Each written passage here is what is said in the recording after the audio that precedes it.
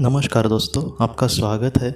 Eric मेडहस नाम का लड़का जो बहुत ही कम उम्र में इस दुनिया से चला गया था और उसके जाने के बाद उसके माँ ने एक ऑटोमेटिक राइटर के मदद से अपने बेटे के आत्मा के साथ संपर्क किया और उसको महत्वपूर्ण ऐसे कुछ सवाल पूछे और उसका जवाब भी एरिक के आत्मा ने बहुत ही अच्छे से दिया।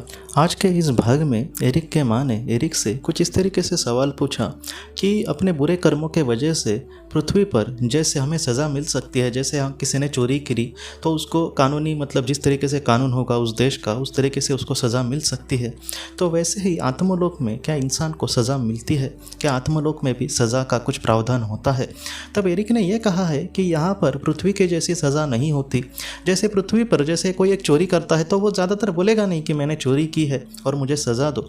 तो इस तरीके से चीज़ें होती है। कोई दूसरा उसको समझो पकड़ेगा, कोई दूसरा उसको सज़ा देगा, पुलिस उसको पकड़ेगी, बाद में जेल में रखेगी, कोर्ट उसको सज़ा देगी और बाद में वो जितनी उसकी सज़ा होगी उसको काट कर बाद में वो मुक्त हो जाएगा। तो इस तरीके से सज़ा का प्रावधान है।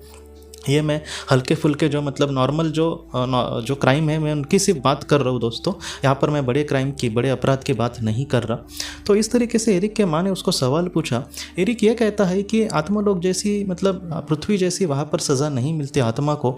ज़्यादातर ये होता है कि समझो पृथ्वी पर किसी इंसान ने बहुत बुरे कर्म कर दिए, समझो उसने किसी को दुख दिया, कुछ बुरा किया, किसी को बहुत ज़्यादा दुख दिया, समझो पीड़ा दी, तो ऐसे समय में ऐसा जो इंसान होता है वो आत्मलोक में जब चला जाएगा तब इन सारी चीज़ें ये बुरी ही चीज़ है।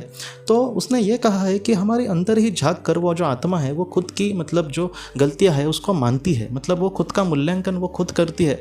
और एरिक ये कहता है कि बस बुरे ही आत्मा को नहीं बल्कि अच्छी आत्मा हो या फिर उच्च स्तर की आत्मा हो, उन सब को अपना मूल्यांकन खुद करना पड़ता है। हम सबको कहीं ना कहीं हमारी आत्मा को उसने जो भी अच्छे किए हैं कर्म या फिर जो बुरे कर्म किए हैं उसका मूल्यांकन उसको खुद ही करना पड़ता है और उसी तरीके से उसके कर्म के खाते में ये अच्छी और बुरी चीज़ें लिखी जाएंगी।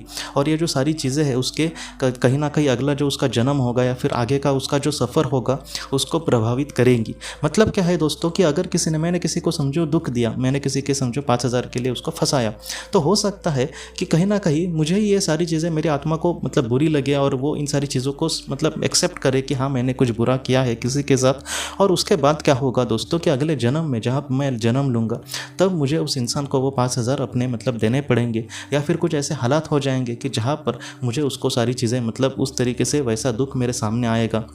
उसके मैंने अगर 5,000 के लिए उसको फंसाया है तो उसको भी थोड़े नुकसान का सहना पड़ा, उसको भी कुछ दुख उठाने पड़े। तो ऐसे समय में वो सारी चीज़ें मेरे सामने आ सकती है। क्यों? क्योंकि मैंने वो बुरे कर्म किए थे।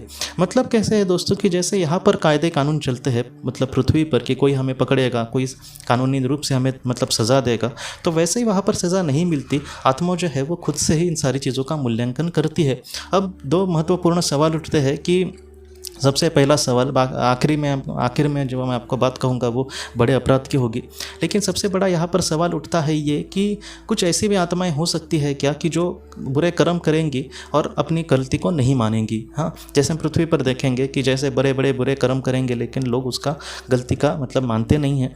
तो इसका जवाब यह है दोस्तों कि अगर एक इंसान झूठा हुआ फिर भी उसकी जो आत्मा होगी वो झूठी नहीं होती, उसकी जो आत्मा होगी वो शुद्ध ही स्वरूप होती है हमेशा।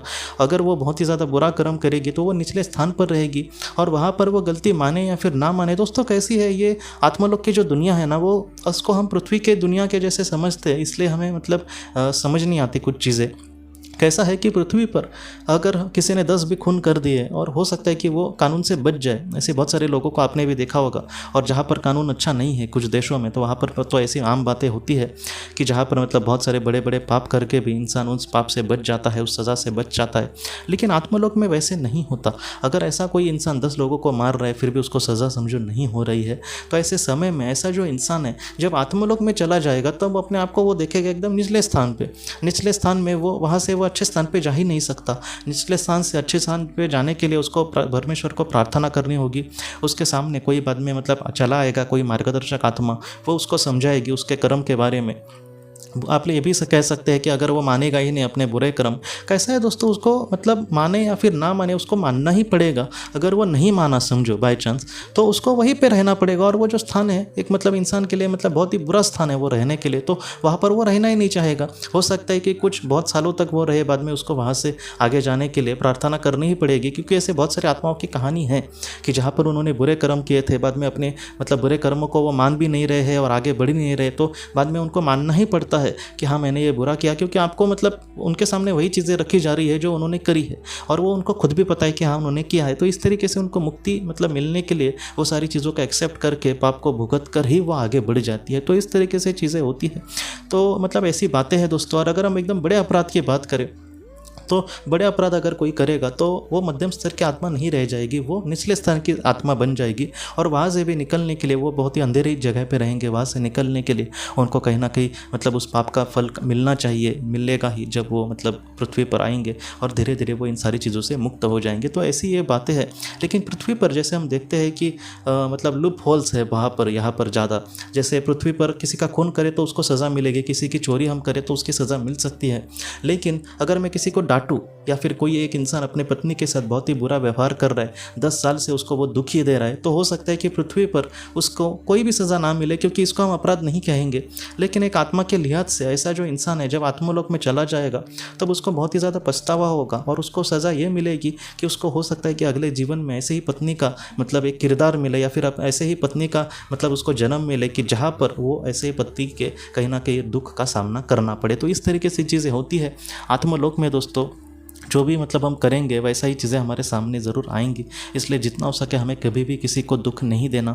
हो सकता है कि आज हम पृथ्वी पर बहुत ज़्यादा कुछ बुरा कर रहे हैं, उसकी सज़ा हमें नहीं मिलेगी, लेकिन ऐसा जो इंसान है आत्मलोक में अपने आप को बहुत ही निचले स्थान पर पाएगा। इसलिए जितना हो सके अच्छे कर्म से अगर हम जीवन में आगे बढ़ेंगे तो ऐसा इंसान जो है वो पृथ्वी पे मतलब परे जाकर, हो सकता है कि ऐसा इंसान अच्छे कर्म करके पृथ्वी पर दुख में जिए, लेकिन जब वो आत्मलोक में चला जाएगा एक अच्छा इंसान, तब वो बहुत ही खुशी से बहुत ही समाधान से रहेगा। लेकिन अगर हम कानून की बात करें, सज़ा की बात करें, तो हमेशा ही वो मतलब जैसे पृथ्वी पर आत्मा को मिलती है, एक इंसान को मिलती है, वैसी आत्मा को आत्मलोक में नहीं मिलती। जो भी उसने बुरे कर्म किए है या फिर अच्छे कर्म किए है, उसका मूल्यांकन उसको खुद करना पड़ता है, और इस तरीके से उसका जो सफ़र है आगे का आत्मा का वहाँ पर बढ़ता है दोस्तों। तो एरिक के माँ ने उसको जो भी महत्वपूर्ण और सवाल पूछे और एरिक ने उसका किस तरीके से जवाब दिया, इसको हम अगले भी भाग में ज़रूर देखेंगे दोस्तों। तो दोस्तों हम अपने अगले वीडियो में मिलते हैं। आप अपने परिवार का ख्याल रखना। आपका बहुत बहुत धन्यवाद। अगर आपने किसी अपने को खोया है और अगर आप किसी जेन्युइन भरोसेमंद थेरेपिस्ट की तलाश कर रहे जो आपके अपनों के संदेश आपको दे सके, तो आप इस नंबर पर व्हाट्सएप मैसेज कर सकते हैं। हम जितना हो सके आपको किसी अच्छे थेरेपिस्ट के बारे में बताने की कोशिश करेंगे जो आपको बहुत ही अच्छे से संदेश दे और आप अपने जीवन में आगे बढ़ पाए। आपका बहुत बहुत धन्यवाद।